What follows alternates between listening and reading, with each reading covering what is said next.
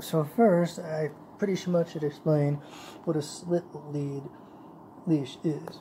So it has this piece instead of a hook, designed not to go onto a collar.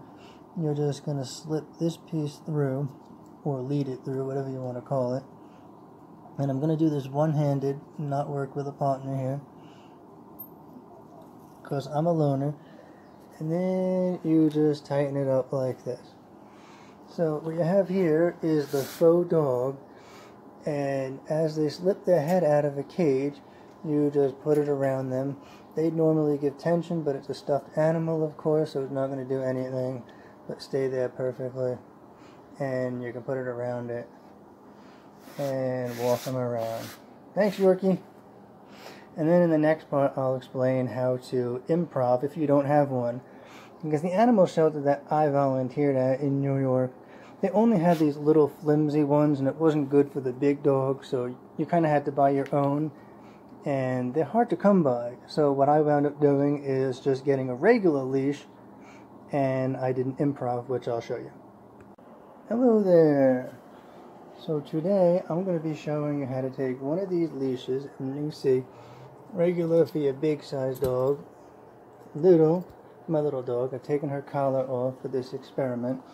And what we're going to do is we're going to take a leash and we're going to make this into a sliplead. This is what we do in animal shelters, hospitals, stuff like that. So, you see this. You have this little loop at the end that you usually put around your wrist for safety, so if they pull, they can't go anywhere. Well, what we're going to do, take this little end piece that usually clip on their collar, put it through here. I should be having somebody film this, but I'm doing this all by myself. So then you get this little hangman's loop thing that looks like you're going to hang somebody, but it's really like a collar. And then all you have to do is slip it around her head. It'll give you a little bit of difficulty, but it pretty much works the same as a collar. Now, the reason you do this in animal shelters and stuff is because they're in a cage, and you don't have time to put a collar on them, and you're not going to put your hands all over here with an unknown dog. But it works the same, and I can take her out the door, and she's going to be safe. That's it. Hope you enjoyed.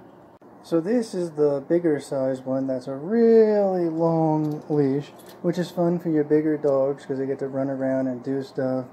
They don't have to be confined, and if they, want to pull a little bit, you have a moment's warning. So the same type thing. I'm going to do this a little bit differently. Go through here. I'll let gravity do it. The dog comes over. Right around him. I got it a little bit around his neck, but if you were doing it in a cage, it would come out a lot better.